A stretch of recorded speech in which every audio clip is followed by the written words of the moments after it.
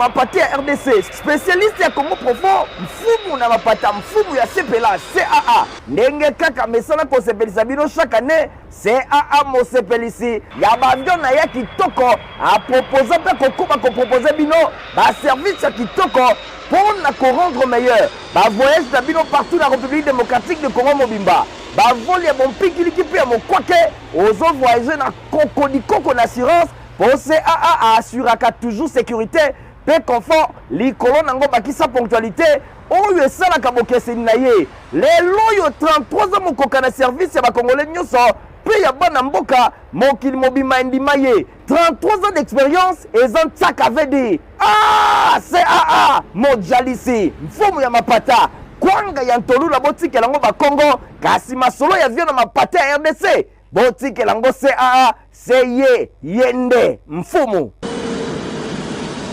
Mardi ela muna bala nyonso ya fo lingala journal papa na pop to ko na sona na Sénat pour na kotalisa bino ndenge ba honorable sénateur bazalaki na séance plénière lundi 1er décembre pa wapi basalaki débat général ya loi de réduction de compte 2024 et projet ya loi de finances exercice 2026. Christian Kengebini Irtim Kune bazalaki wana.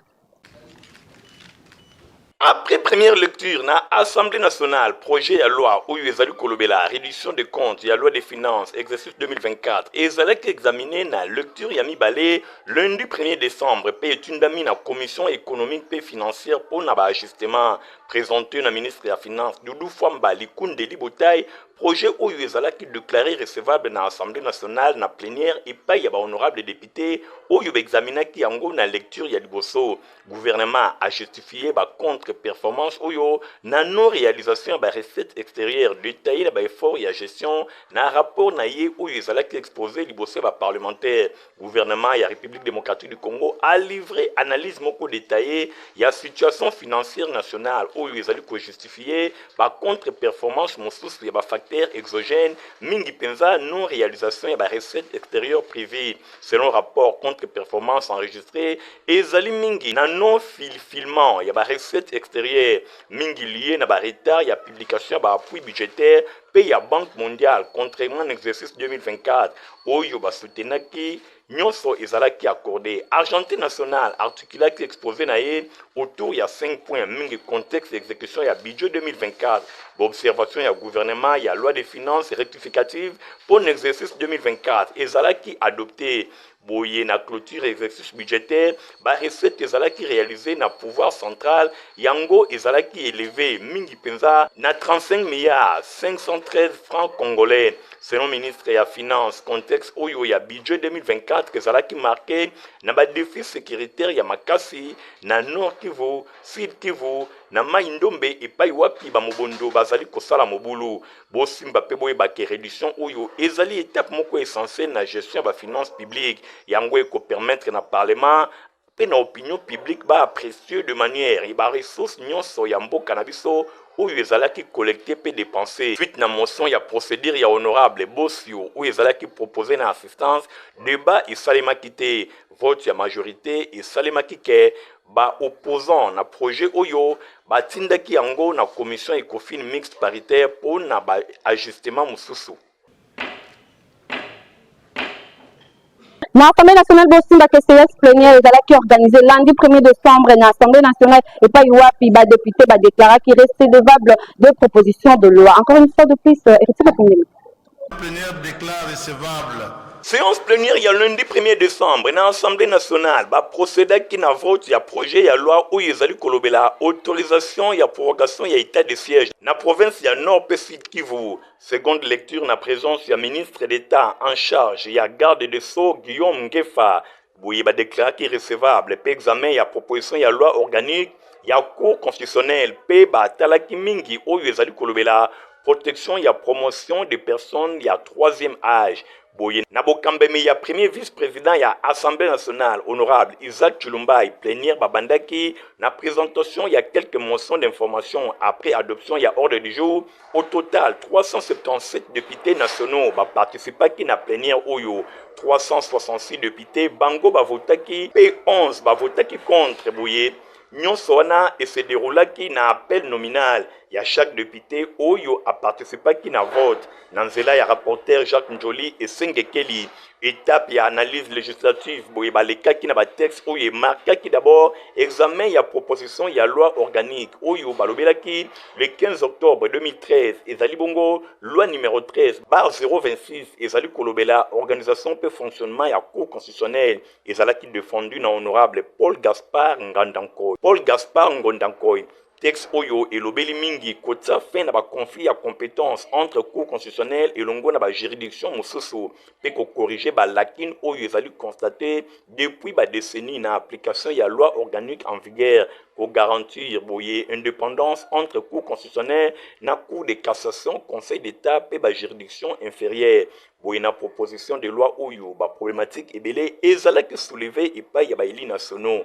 Bosimba ke examen ya proposition ou ezali kolobela protection ya promotion ya ba personne ya troisième âge honorable Dédé Mupasa ba eli nationaux ba soulevaki ba innovation ebele oyo esalemaki na mobeko oyo boye bosimba pe boye bake ba texte mibale oyo ezalaki déclaré recevable pe etindami na commission politique administrative pe juridique na délai ya 7 jours.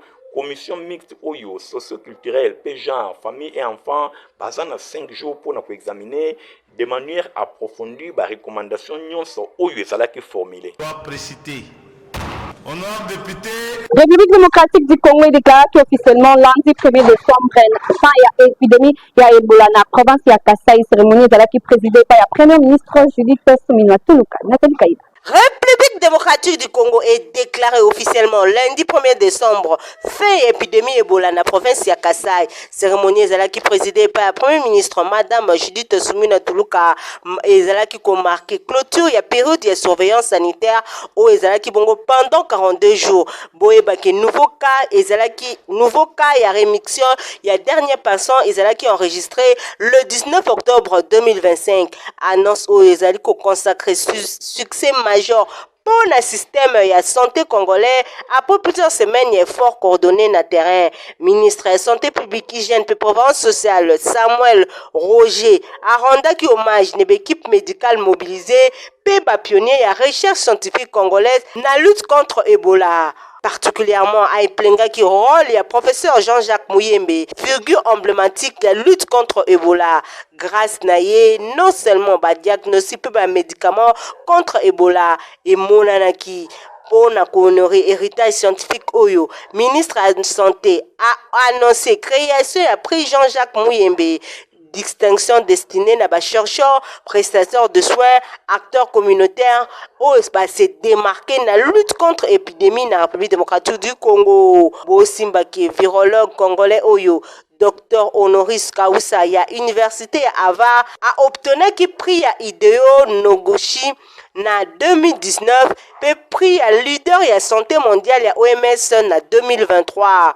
Boye Baki, intervention na directeur général et Institut national de santé publique Dr Dieudonné Mwamba Kazadi a exprimé qui fierté à institution na pour la promptitude ya riposte oyo. Boye Baki, rapidité qui remarqué la maîtrise ya épidémie.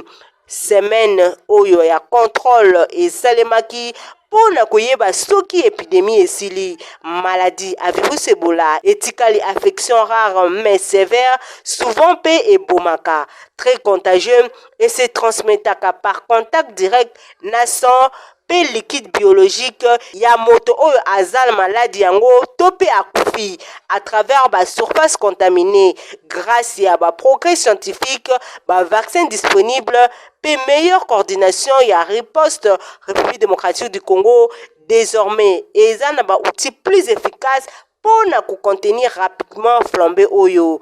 Déclaration officielle, il y a fin, il y a épidémie na Kasai et Fongoli, une nouvelle phrase. C'est-à-dire, il y a qu'on renforcer la capacité nationale, il y a surveillance, il y a prévention, puis il y a la recherche. Pour le gouvernement congolais, victoire oyo eza signal moko fort et organisation pays espoir na pays oyo eza confronté na ba défi sanitaire occurrent. Victoire est alignée na ba axe stratégique, il y a 4 piliers, il y a programme d'action au gouvernement. Conseil économique et social na bokambi ya président na yango Jean-Pierre baclotiraki session na bango lundi 1er décembre na siège na bango oyo ezwami na commune ya Gombe. Christine Kengebi. Na contexte marqué, na ba perte privilège, oyo ezali lié na enregistrement ya appel solennel na mise en place ya système ya autorégulation ezalaki lancé. Pour un initiateur oyo nécessité urgente ya kodicter na ba défis nationaux et responsabilité collective na kati ya appel oyo promotion ya comportement citoyen positif kolobela mboka de manière constructive pe ko soutenir ba initiative nyonso ezali ko contribuer na progrès na yango ko valoriser ba action oyo ezali komema espoir yango nde ezali ba principe oyo etiamaki liboso interrogation ezali ndenge nini souveraineté nationale ekoki kozala lisusu suscité na ba débat contradictoire pour na ba défenseur ya position oyo eza na terrain moko te ya contradiction soki ezali kolobela indépendance pe intégrité ya mboka analyse oyo ya urgence réformée ya système éducatif ya école primaire yango ezali kosala ke bana bayeba kozala initié na ba valeur oyo ezali kofonder civisme pe responsabilité na défaut bataille ekozala perdu na ba école pe ba université publique crise oyo ezali ko traverser société yango ezalaki décrite lokola multidimensionnelle morale politique éducative pe historique yango ekozala aggravé na ba persistance ya ba attitude oyo ezali komonisama pe na forme conditionnellement yango ezali ko affecter tina amour ya mboka sens ya devoir national pour na répondre na ba dérive oyo ba initiateur ba te en avant trois piliers sens ya honneur amour inconditionnel pe misusu fidélité na ba valeur culturelle pe traditionnelle ba fondement oyo pour na bango ezali clé pour na équilibre moko harmonieux entre ba individu ya société pe environnement kozonge la discours ezalaki prononcé le 12 octobre 2020 président ya conseil économique pe social a rappelé passage oyo et komi bongo passage moko central na réflexion sur so oyo esengeli ezala collectif pe immédiat patriotisme ezali invocation ya circonstance pe lisusu philosophie quotidienne yango ezali ko viser ko iluka mingi meilleur pour na mboka na biso patrie oyo ezali mère boye nation na biso ezali mwana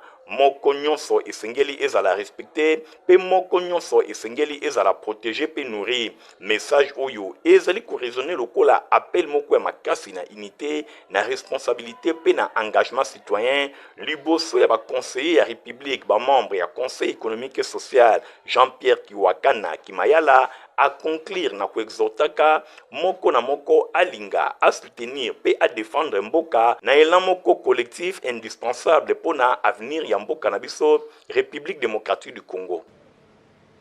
Directeur général de la Caisse nationale de sécurité sociale des agents publics de l'État, Sénestap Namokuse Junior Mata, Aza sacré meilleur mandataire public 2025, agence de presse Média Plus Corporation, na cadre, il y a 11e édition du trophée panafricain de l'excellence Congo Yassika, Nadina Sona.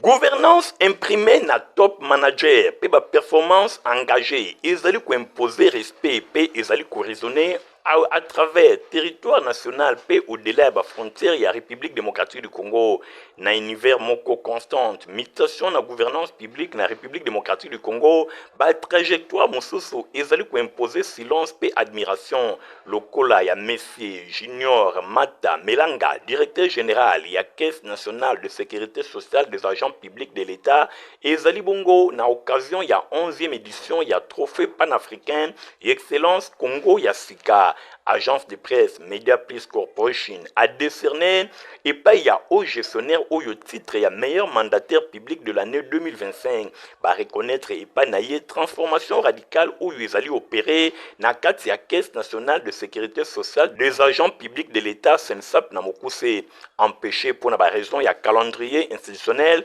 Top manager Junior Mata Melanga azalaki représenté na cérémonie solennelle oyo et pas ya assistante principale naye Madame Nathalie Ngoikalala azwaki maloba na kombo ya récipiendaire a rappelé que ba prix oyo et outi kozala scellé na deuxième sacre majeur après oyo ya sondage national Le Point et confirma que constance pe performance oyo ezali ko dépasser ba effet d'annonce pour na concentrer na ba fait moko réel Boelokola a résumé qui exposé na ye a déroulé yango na cérémonie a adressé qui tableau moko éloquent ya ba réforme menée na impulsion ya directeur général ya Sensap oyo méthode na ye ezali ko reposer na rigueur vision pe na sens ya service public.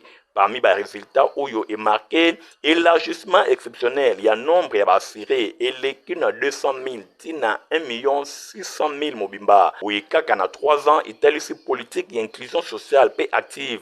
Déploiement et réseau territorial oyo eleki na 2 agences na 15 mobimba na ensemble ya territoire national et ezali ko assurer meilleure accessibilité ya ba service public. Croissance exponentielle ya réserve ya caisse oyo eleki na 50 millions de dollars tina 400 millions de dollars ezali kotalisa gestion financière moko ya malonga. Boye massification stratégique ya communication et permettre ko rapprocher Sensap na ba bénéficiaires pe ko vulgariser mission pe protection sociale. Amélioration ya rentabilité sociale ya personnel ezali kotalisa climat ya mosala favorable na ba union se moderniser ya culture moko d'entreprise orientée na performance collective adhésion ya Sensap na portefeuille ya Cypress pe ezali kokotisa caisse oyo na espace ya régulation sous-régionale pe rigoureux. Boye union soana italisi ke Sensap ezali kotambola na ndenge ya kitoko. Bosimba ke titre ya meilleur mandataire public oyo epesami avec humilité pe déférence na son excellence chef de l'État Félix Antoine Tshisekedi Tshilombo, président de la République na vision na ya justice sociale pe ya état protecteur. Ezali kotalisa redéfinition ya politique publique en faveur ya ba vulnérable. Nyonso wana réforme oyo esalimi makasi na Sensap ezali kotalisa ba résultat malonga emonani.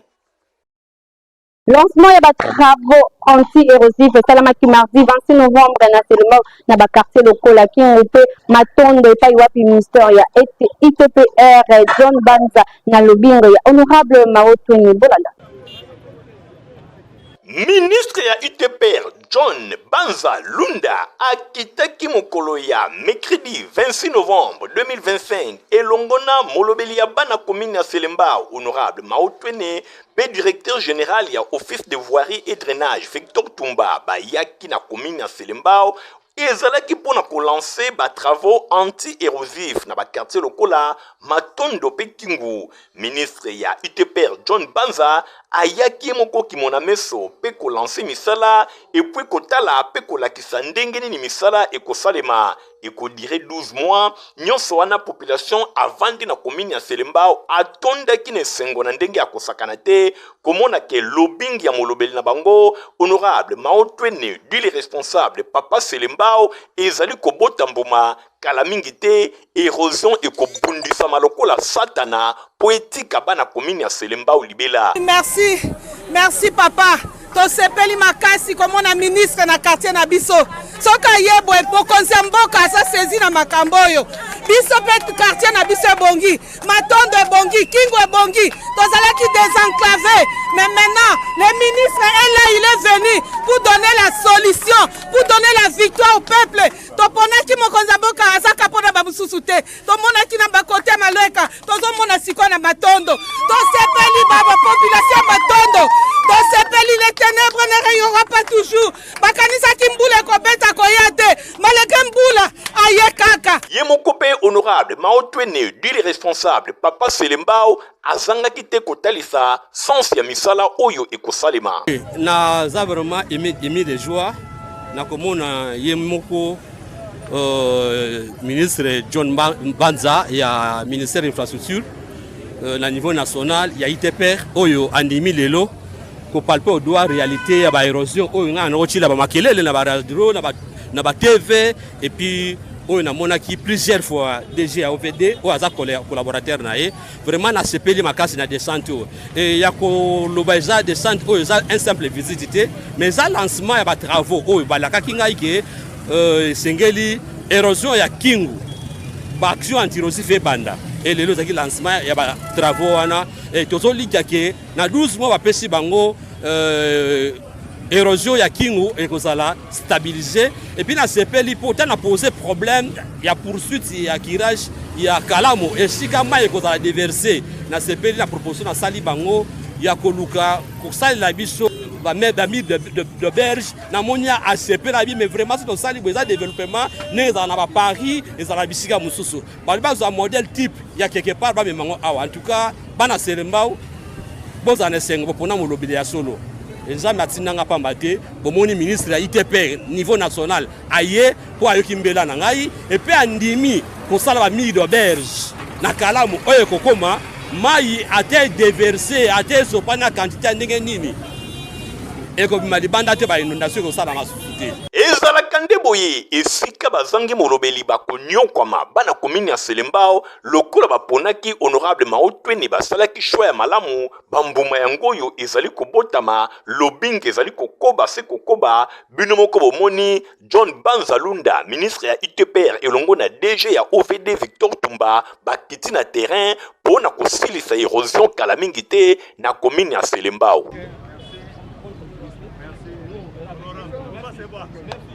Na couloir religion Bosimba que communauté chrétienne armée de victoire ya commune ya Kasavu Bazala qui na 14 jours ya marathon de prière ya dernier virage ya année na Bokamba ya révérend Gilles Basole que les chrétiens qui nous bénissent.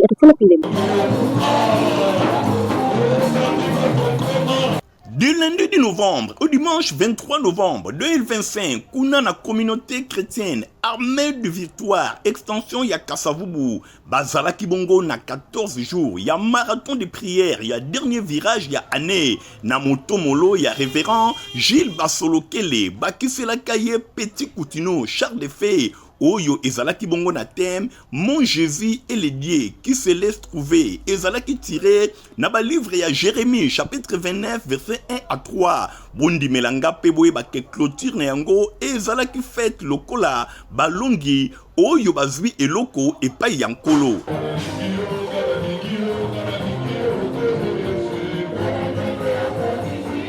Nakozwa na ye maloba, révérend Gilles Basolokele Petit Coutino bakisela kaye le char de fée akobaki na kolobake nzambe esengeli toluka ye pe amimonisaka bisika nyonso nzambe balukaka ye na motema mobimba avec un cœur pur bondi melanga Kasavubu et Pambola makina ndenge akosakana te ndenge ancien Mami Lutumba alobi. En tout cas, na sepeli makasi parce que touti koleka na ba prière moko intempestive. Le ba prière ya makasi durant 14 jours. Où ezaki comme thème Dieu qui se laisse trouver. En tout cas, il s'est laissé trouver. Na ba domaine nyonso a vie donc to expérimenter déjà ba témoignage qui est belé. Oh Dieu a mis ti ko mi monisa déjà. Tozu ba tout, tozu comment, tozu pourquoi donc Tozala qui vraiment béni durant les 14 jours. Yemokopé le révérend Gilles Basolokele Petit Coutino Charles de Fay moi na papa Coutino Fernando aloba kiboui. Message ezali nzambe balukakaye. Balukakaye. Et tango zo lukaye na motema moko azanzambo amimonisaka. Yango thème totai kolobela mon Dieu se laisse trouver. Les dieux qui se laissent trouver, balukakaye na fasonios. Na mabondeli na kokila na ba sacrifice na bongo sokolukira mutema moko akomimonisa. Aza juste fidèle pour na koyanga. Quand on tourne vers lui les regards, tant to symbolise pas inaye, to kotondi samane sengo petoko yoki samasoni adamu kolomoko. En tout cas pona bana na nzambe bokoba na nzela wana. Pona yo osambela kate na bondeli yaka na nzela losambo. Na kati ya losambo na nzela ya losambo nzamba salaka ezana moto abondela ezana nzambe nde ayanolaka bo senga ya bato tokota isango na nzela na losambo tokobelela ye tokokende na ba gymnastique ndenge na ndenge nzambe akomemonisa vraiment na bondeli bino yo oza kati na nzela wana koba elonga pe lifuta na ezali yo ono kotite yaka na nzela wana Bosimba pe boyeba ke pona clôture oyo Chorale, Corével Mère, Bangonde Bazalaki invité et Paiwapi, révérend Gilles Basolokele le Petit Coutino Charles de Fay, Yepe Ayembaka.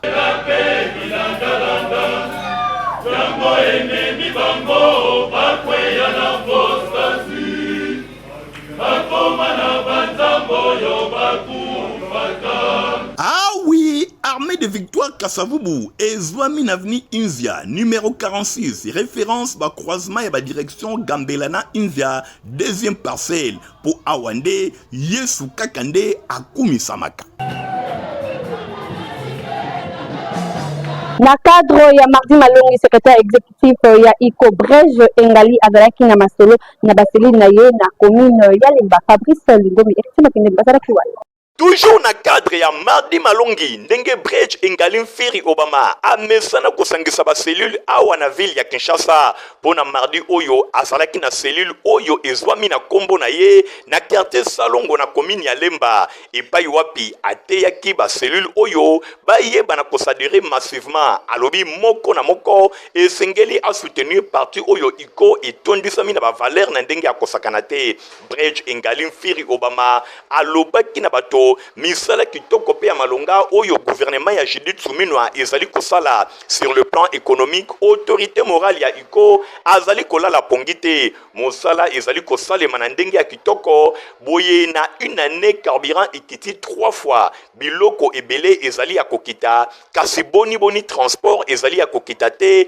Brege Engali Mfiri Obama amituni motuna population ezoloba bamoni d'effort oyo osali na économie. Comment expliquer na une année carburé qui dit 3 fois? Vous allez interpeller vice-premier ministre, Papa Nabiso Jean-Pierre Bemba.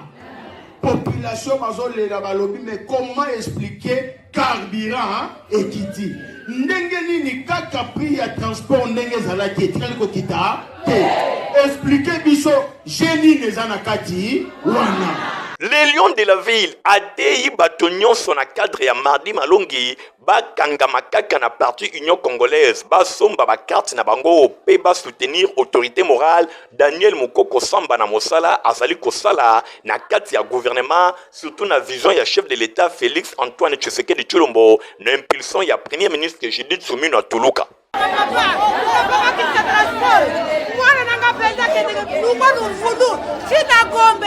Transport 10 000. Transport papa. Chauffeur n'a pris naïe. Va recevoir dans ma transport chaque jour. Aller-retour, il y a 20 000 francs. Et ça va nous papa. On va souffrir. Donc, transport, des fois, qui t'a papa. La cabine, il y a des transport papa. Compagnie africaine d'aviation na mokose lelo 33 ans mobimba na service ya population pe aza toujours ko sepelisa bango. Leader na mapati ya RDC, spécialiste ya Congo profond, mfumu na mapata mfumu ya sepela CAA. Ndenge kaka mesana ko sepelisa bino chaque année, CAA mo sepelisi ya bavion na ya kitoko a proposer pe kokoma ko proposer bino ba service ya kitoko pour na rendre meilleur. Ba voyage na bino partout na République démocratique de Congo mobimba. Ba vol ya bon pikiliki pe mo kwake ozo voyager na koko na assurance. Pour CAA assuraka toujours sécurité, pe confort, likolo nango bakisa ponctualité, oyo esalaka bokeseni na ye. Lelo yo 33 ans mokoka na service ya bakongolais nyonso, pe ya bana mboka mokili mobima endima ye. 33 ans d'expérience ezan tsaka vedi. Ah, CAA mojalisi, mfumu ya mapata. Kwanga ya ntolula botike lango bakongo, kasi masolo ya vio na mapata ya RDC. Botike lango CAA seye yende mfumu. Ndenge kaka ezalaka umomisano ba personnel complexe scolaire Mama Pemba école la fondation de Rombungu ba debitaki samani na bango na kilt moko ya kafuka kubolanda mote ndenge asali résumé ya kilt na micro ya Ladi Land. Lelo comme d'habitude to yambaki bana classe o ba yepo na pratique to yebi que awa tang bana bazo sala théorie awa nde bayaka essentiellement pour na la pratique. Alors lelo to yambaki bana ya 3e coupe couture oyo bazo sala réalisation ya tablier babandaki yango semaine passée bongo lelo baye bazo kata bazo ki théorie na classe lelo bazo kata et puis bazo tonga ba tablier bango moko et lelo pe to yambi susu bana ya première électricité oyo lelo na niveau à classe baye kolaki installation d'une maison avec les interrupteurs schéma 1 donc lelo baye pe po basala réalisation na anti yo mokongoni ndenge nini installer interrupteur na bango pe bazomeka pona kotala ndenge nini installation ya ndaku à partir ya interrupteur schéma 1 ekoki osala. Donc to sepeli vraiment ndenge bana bazoleka awa pe bazopratiquer malamu.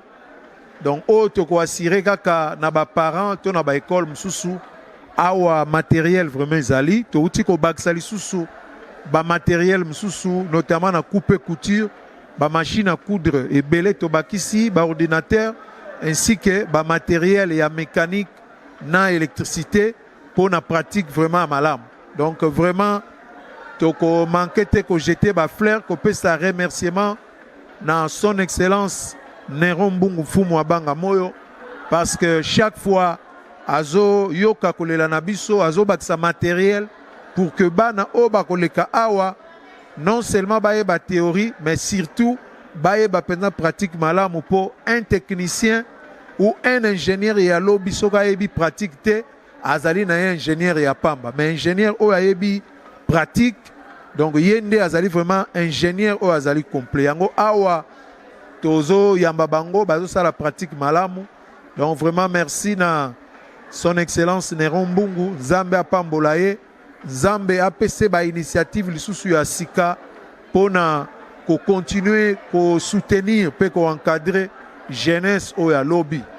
Vraiment merci beaucoup. Merci na confiance pe fidélité boza kana ngwa info lingala tout c'est là qui na édition le lobby. Merci na Christian Kengebe nyoza ki na sima caméra pe ya montage. Leader na mapati ya RDC, spécialiste ya Congo profond, mfumu na mapata mfumu ya CPLA, CAA. Ndenge kaka mesana kosepelisa bino chaque année, CAA mosepelisi. Ya bavion na ya kitoko, a proposer pe kokuma ko proposer bino, ba service ya kitoko pour na ko rendre meilleur. Ba voyage na bino partout na République démocratique de Congo mobimba. Ba vol ya bon pikiliki pe ya mokwake, ozo voyager na koko na assurance. Pour CAA assuraka toujours sécurité, pe confort, li kolon nango bakisa ponctualité, oyo esalaka bokeseni na ye. Lelo yo 33 ans mokoka na service ya bakongolais nyonso, pe ya bana mboka mokili mobima endima ye. 33 ans d'expérience ezan tsaka vedi. Ah, CAA mojalisi, mfumu ya mapata, kwanga ya ntolu la botike lango bakongo, kasi masolo ya vio na mapata ya RDC. Botike lango CAA, seye yende mfumu.